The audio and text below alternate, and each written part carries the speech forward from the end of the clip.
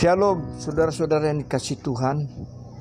Kesempatan yang indah pada sore atau waktu di mana saudara bisa melihat acara ini. Saya sebagai pengurus Departemen Doa dan Penyembahan di GSJ Jawa Barat mengucapkan terima kasih untuk partisipasi dari hamba-hamba Tuhan dan setiap jemaat Tuhan yang mau terlibat dan mau membagi dan men-share perenungan kita selama 40 hari dan 10 hari pada hari Pentakosta.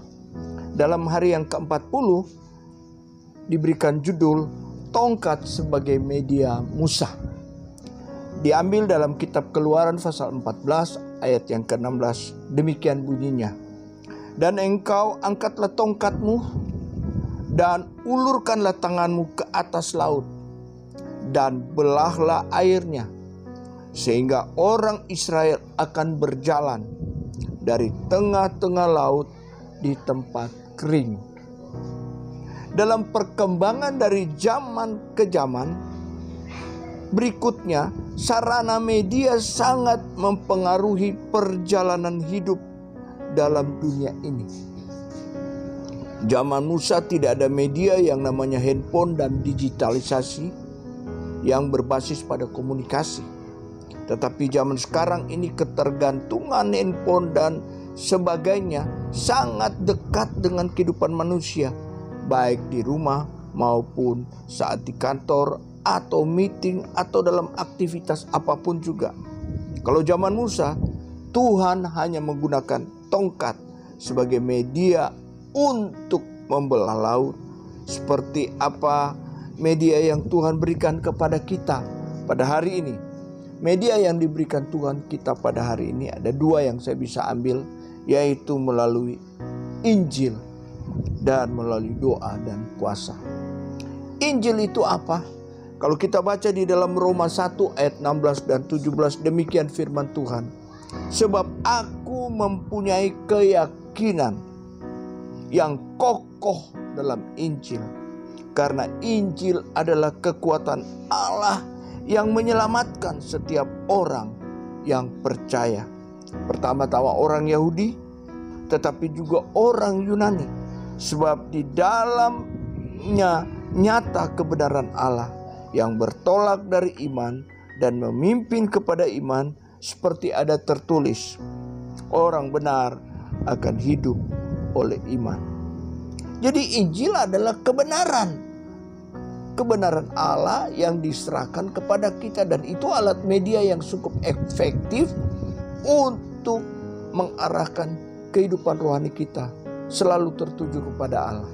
Dan melalui Injil juga menjadi alat media yang kita boleh melihat bagaimana pekerjaan-pekerjaan Allah yang dahsyat dinyatakan. Media adalah sarana, sementara Injil adalah firman Allah, adalah Yesus Kristus yang dipakai Allah untuk menyelamatkan umat manusia. Roma 10 ayat 17. Jadi iman timbul dari pendengaran, dan pendengaran oleh firman Kristus. Jadi ketika kita menggunakan Injil sebagai media penginjilan, maka lebih dahsyat hikmat dan kuasa yang bekerja atas pemberitaan Injil tersebut. Bagian yang kedua yang saya ingin bagi kepada saudara yaitu doa dan puasa. Dan itulah sebabnya Departemen Doa se-Jawa Barat dari Gereja Sidang Jemaat Allah mengadakan puasa. Puasa bukan hanya menonjolkan tidak makan minumnya, tapi puasa juga menunjukkan bahwa kita sedang memohon belas kasihan Tuhan. Dengan doa puasa kita sedang merendahkan diri. Dengan doa puasa kita mau belajar bagaimana hidup di dalam perenungan dengan Allah. Doa puasa di dalam Yesaya 58 ayat yang ke-6. Demikian firman Tuhan. Bukan berpuasa yang ku kehendaki, ialah supaya engkau membuka belenggu-belenggu kelaliman dan melepaskan tali-tali kuk, supaya engkau memerdekakan orang yang teraniaya dan mematahkan setiap kuk. Doa dan puasa adalah penghubung orang percaya dengan Tuhan, yang bukan hanya dipakai dalam kebaktian tetapi dipakai sebagai kekuatan di dalam penginjilan itu sendiri.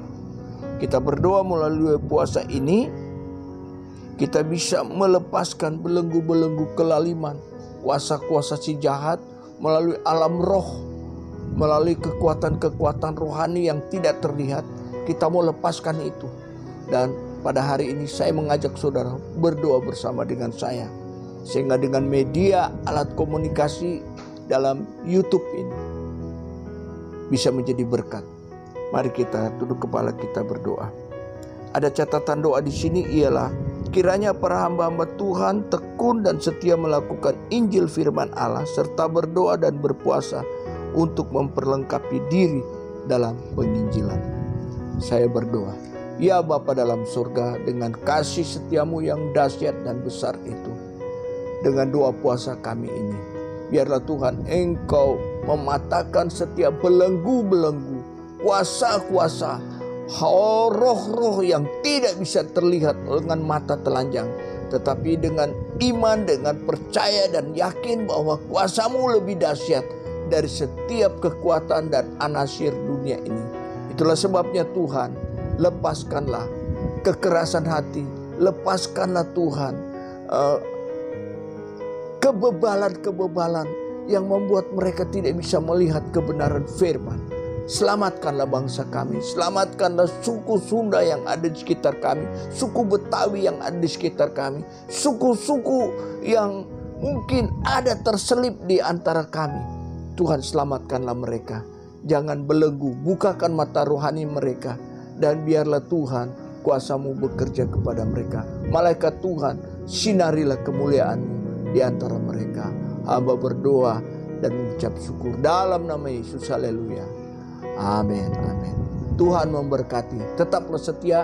Ada 10 hari lagi kita akan mengikuti 10 malam pencurahan Roh Kudus. Tuhan memberkati.